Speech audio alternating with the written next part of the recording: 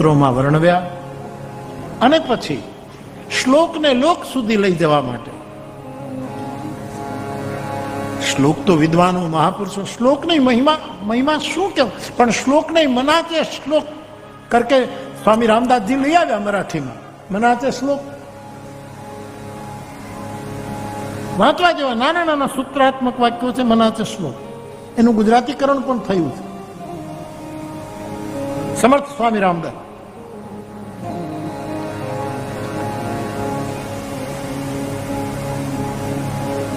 તો બાપ શ્લોક લોક સુધી પહોંચે, છેલ્લા માણસ સુધી શ્લોક જાય, શ્લોક લોકનો બને. એટલા માટે તુલસીદાસજી આપણી ભાષામાં, આપણી દેહાતી ભાષામાં, આપણી ગામડાની ભાષામાં, સરળ હિન્દીમાં, ભોજપુરીમાં, અવધીમાં, થોડા વ્રજ ભાષાના શબ્દો આખું રામચરિત માનસ ઉતારવાનો દિવ્ય સંકલ્પ કર્યો અને એમાં શરૂઆત કરી આપણા 5 દેવોની પૂજનથી.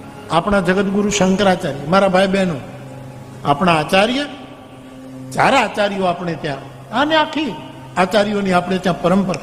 એમાં જગતગુરુ આદિ શંકરાચાર્ય ભગવાન એ તો વેદાંતી મહાપુરુષ, અદ્વૈતના ઉપાસક, પરંતુ સનાતન અને વૈદિક ધર્મના આપણે માણસો છીએ એટલે આપણા માટે એમણે 5 દેવની સ્થાપના કરી.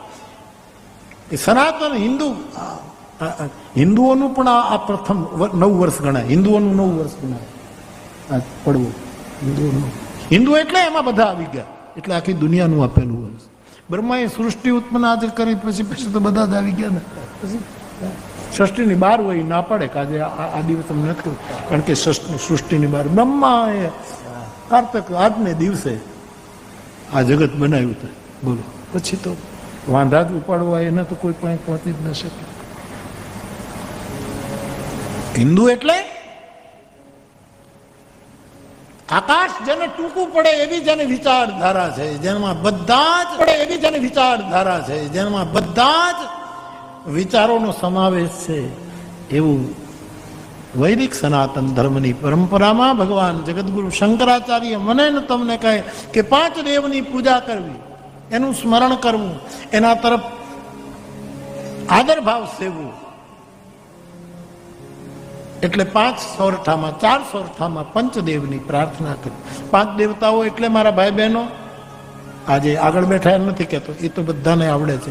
બધા 5 દેવની પૂજા કરે છે, બધા જ બધા વિવેક વિનાયનો વિવેક રાખીને બધા દેવોની પૂજા કરે છે, બધું જ કરે, શ્રદ્ધા રાખીને કરે, બધું જ છે. પણ મારા ભાઈ બહેનો 5 દેવની પૂજા કરવી બાપ, અથવા તો મનમાં સ્મરણમાં રાખવું. એક ગણપતિ, ગણેશ વિઘ્નહર્તા છે, મંગલ મૂર્તિ છે, વિચારક છે.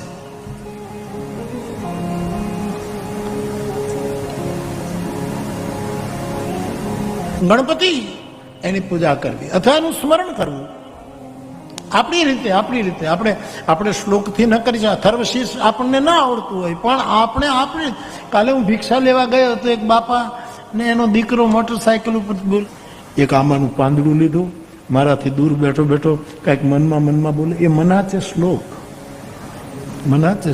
કંઈક બોલે, આમાં પાણી છાંટે, દૂરથી પગે અડ્યો નહીં, એને કેટલી મર્યાદા છે. આમ પાણી છાંટે, આજુબાજુ ફૂલ લઈને કરે. આમ આપણને વિધિ ભલે ન આવડે, પણ ગણપતિ મહારાજ એ વિઘ્નહર્તા છે, મંગલ મૂર્તિ છે. લંબોદરશ્ચ વિકટો વિઘ્નનાશો વિનાયકો. તો શંકરાચાર્ય ભગવાને કહ્યું ગણપતિને ઘરમાં પધરાવવા, અથવા ચિત્ર રાખવું, અથવા તો મનમાં રાખવા. ચાલો, આપણે કાંઈ બહુ કોઈ જરાય દબાણ નહીં, તમારા ઉપર કોઈ અંકુશ નહીં. કોકે નાખ્યા હોય એ કાઢી નાખવા આવ્યો છું.